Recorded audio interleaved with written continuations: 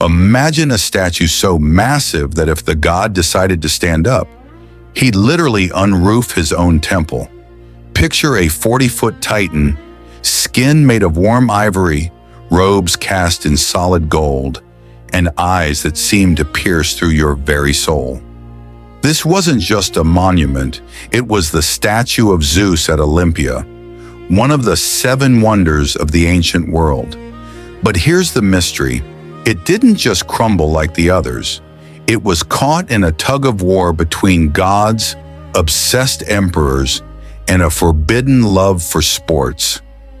Today, we're diving into the secret history of the giant that defined an era. We'll explore the illegal mother who risked her life to see it, the architectural magic of the temple, and the incredible archaeological detective story that proved this legend was actually real. Why did this masterpiece vanish, and what did it take to build a god? Let's find out. To understand why the Greeks built this giant, we have to look at the bloodiest family feud in history. It all starts with Cronus, the king of Titans. Cronus was a man consumed by fear. A prophecy told him he'd be overthrown by his own son.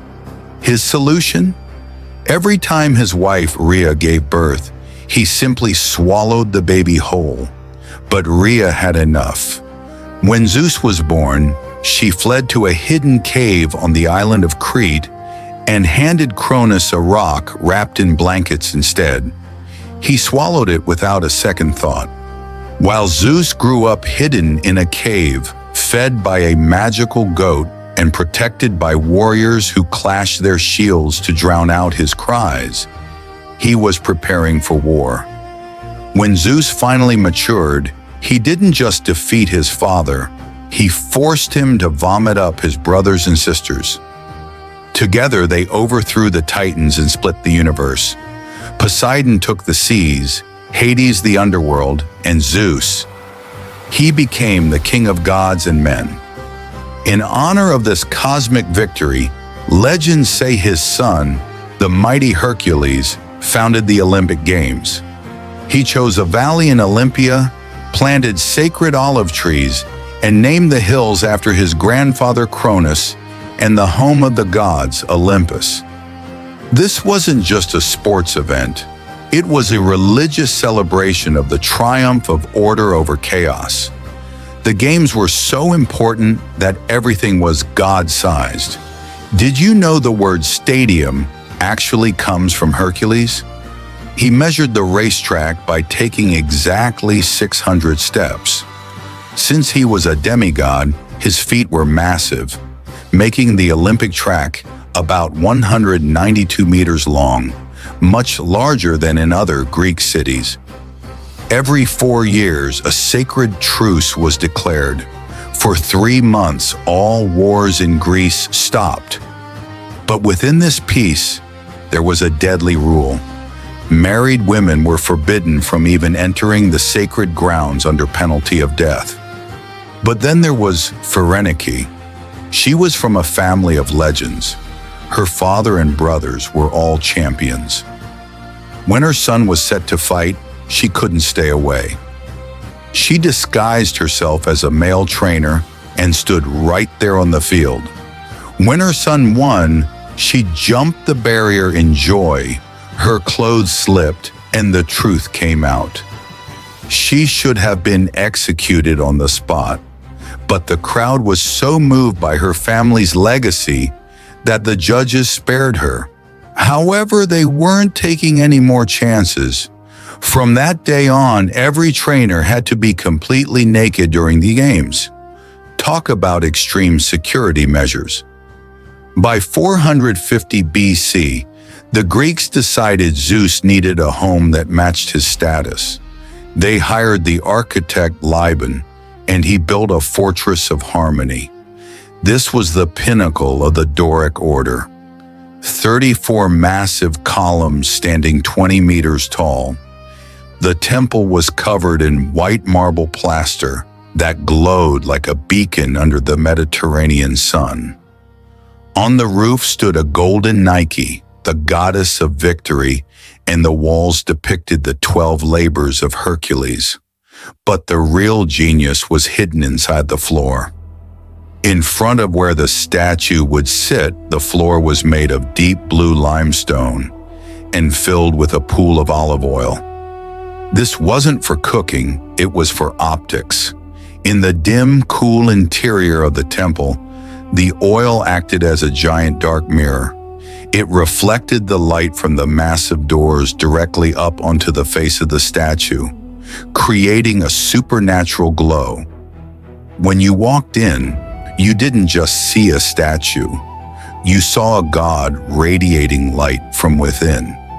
To create the centerpiece, they called in Phidias, the Michelangelo of the ancient world. He used a technique called chryselephantine. This involved building a massive wooden skeleton and then clothing it in precious materials.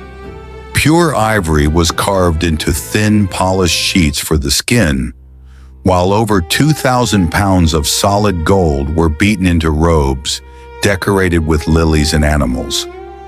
Zeus sat on a throne of ebony and cedar, inlaid with precious gems. He was 40 feet tall. Legend says that when Phidias finally finished, he stood in the empty temple and asked for a sign.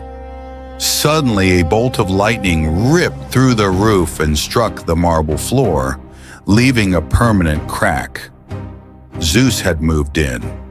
For the next 800 years, writers said that just looking at the statue could make a person forget all their earthly sorrows.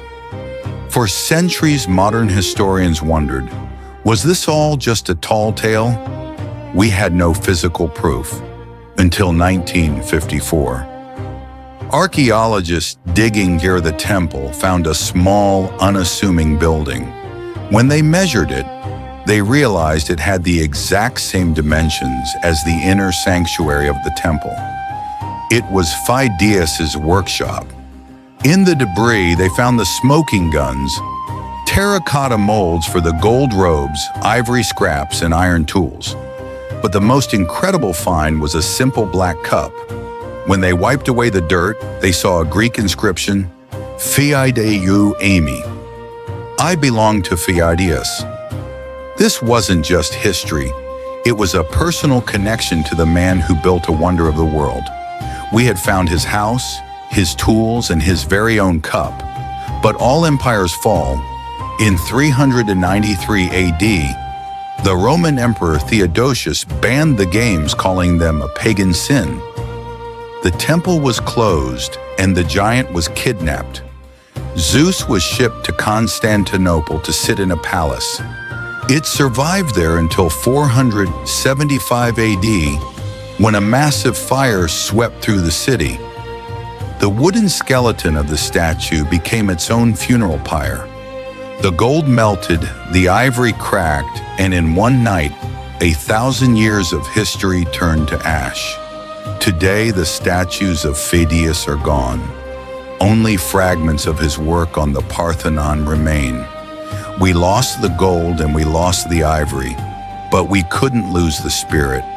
Today, the valley of Olympia is quiet, filled with broken columns and olive trees. But every 4 years, when the Olympic flame is lit in that very spot, the legacy of Zeus and Phidias returns. We still use the measurements of Hercules. We still strive for the same greatness. The statue is gone, but the awe it inspired shaped Western art forever. If you could travel back for just 5 minutes to see one lost wonder, would it be Zeus? Let me know in the comments. And if you enjoyed this journey into the ancient world, hit that like button and subscribe. Next time, we're exploring the sunken secrets of the Lighthouse of Alexandria. Stay curious, and I'll see you in the next one.